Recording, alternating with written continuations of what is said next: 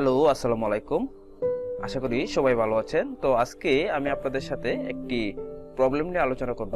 প্রবলেমটি হচ্ছে, আমরা যখন মাইক্রোসফট ওয়ার্ডে বাংলা লিখতে যাই তখন অনেক অক্ষর আছে, একটি লেখলে আরেকটা চলে আসে। যেমন উস্তার র লেখলে ও চলে আসে, তারপর বই রফলা দিলে আপনার দীর্ঘ চলে আসে। আমি আপনাদেরকে একটি স্যাম্পল দেখাচ্ছি। যেমন আমাদের লিখছি,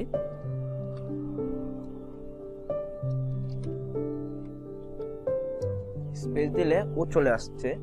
তারপর এখানে যদি আমরা বাংলাদেশ বা ব্রাহ্মণ লিখি, এই যে বই রফলা যখন দিবেন, হ্যাঁ, তখন দীর্ঘ চলে আসতেছে। তো আমরা এই প্রবলেমটি কিভাবে সলভ করব, সেজন্য আমাদেরকে প্রথমে যা করতে হবে, এখান থেকে এই যে অ্যারোটা দেখতে পাচ্ছেন, এই যে এখান থেকে অ্যারো থেকে ক্লিক করে আপনারা যাবেন মোর কমান্ডে।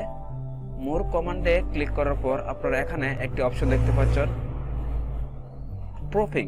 এই প্রুফিং এ ক্লিক করব। প্রুফিং এ ক্লিক করার পর এখান থেকে অটো কারেক্ট একটি অপশন আছে, এই যে দেখেন এখানে অটো কারেক্ট অপশন, এখানে ক্লিক করব। এখানে ক্লিক করার পর এই যে দেখেন এখানে অটো কারেক্ট অপশনটিতে আমরা ক্লিক করব। এখানে আরো কয়েকটি আছে, ম্যাচ অটো কারেক্ট,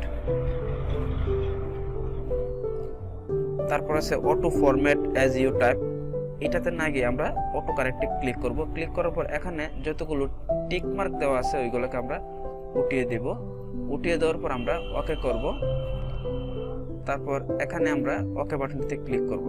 এখন যদি আমরা লিখি, দেখি কি হয়। দেখেন এখন যদি আমরা স্পেস দেই, আমাদের লেখা কিন্তু লিখতে পাচ্ছি।